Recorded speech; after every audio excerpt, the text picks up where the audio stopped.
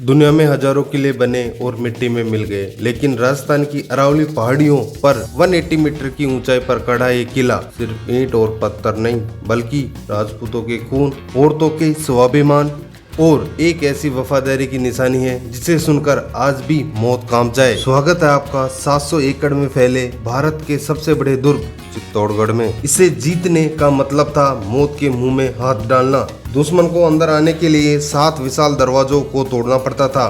पांडव पोल से लेकर राम पोल तक हर दरवाजा इस तरह डिजाइन था कि दुश्मन की सेना भूल भुलैया में फंसकर यहीं रह जाए। चित्तौड़ दुर्ग में अंदर घुसते ही आपकी नजर पड़ेगी 122 फीट ऊंचे विजय स्तंभ पर। 1448 में महाराणा कुंभा ने जब महमूद खिलजी को घुटनों पर ला दिया था, तब इस 9 मंजिला इमारत को बनवाया गया था। इसके हर इंच पर देवी देवताओं की मूर्तियां तराशी गई हैं। चित्तौड़गढ़ किले की सबसे बड़ी ताकत थी इसका पानी। पहाड़ी पर होने के बावजूद इसके अंदर 84 जल स्रोत थे। मतलब अगर दुश्मन किले को बाहर से सालों तक घेर के खड़ा रहे, तब भी अंदर 50,000 लोग आराम से जिंदा रह सकते थे।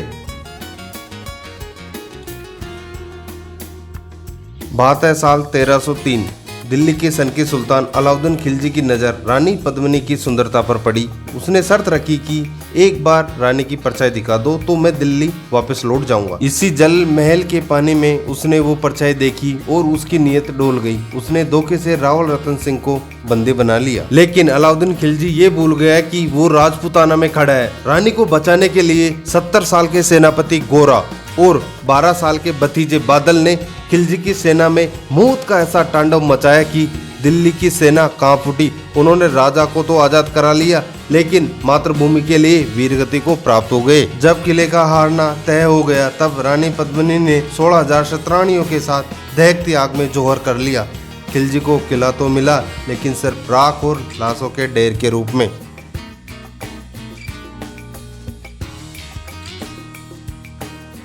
चित्तौड़ दुर्ग सिर्फ रानियों के जौहर के लिए नहीं, बल्कि एक मां के सबसे खौफनाक बलिदान के लिए भी जाना जाता है। बात है 1536 की।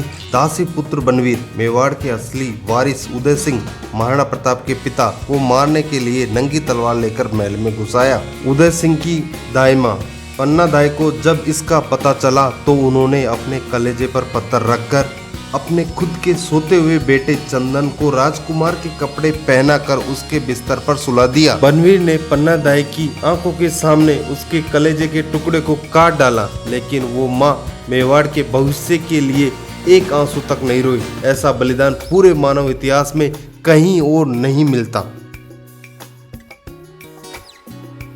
जहां एक तरफ खून बहा, वहीं इस धरती ने मीरा भाई की उस अटूट भक्ति को भी देखा, जिन्होंने इसी किले के मंदिर में भगवान कृष्ण के लिए जहर का प्याला हंसते हंसते पी लिया था।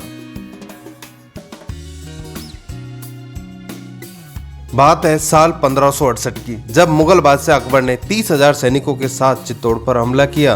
राजा उदय सिंह सुरक्षित पहाड़ियों में चले गए, लेकिन किले की रक्षा का जिम्मा था जयमल और पत्ता के कंधों पर। जब अकबर की बंदूक से जयमल के पैर में गोली लगी तो उन्होंने हार नहीं मानी। वो अपने भतीजे पत्ता के कंधों पर बैठकर दोनों हाथों से तलवार चलाते हुए मुगलों पर टूट पड़े। उनकी बहादुरी देखकर खुद अकबर भी सन्न रह गया था। दोस्तों, चित्तौड़गढ़ सिर्फ पत्थरों का एक किला नहीं है, यह भारत की आत्मा है। यहाँ की हवाओं में आज भी जौहर की आंच और तलवारों की खनक महसूस होती है। यह हमें सिखाता है कि कुछ भी हो जाए, लेकिन अपने स्वाभिमान का सौदा कभी मत करना। अगर चित्तौड़गढ़ की इन वीर गाथाओं ने रोंगटे खड़े कर दिए हो तो इस वीडियो को हर भारतीय तक शेयर करें, लाइक करें और हमारे चैनल को सब्सक्राइब जरूर करें। जय हिंद, जय राजपूताना।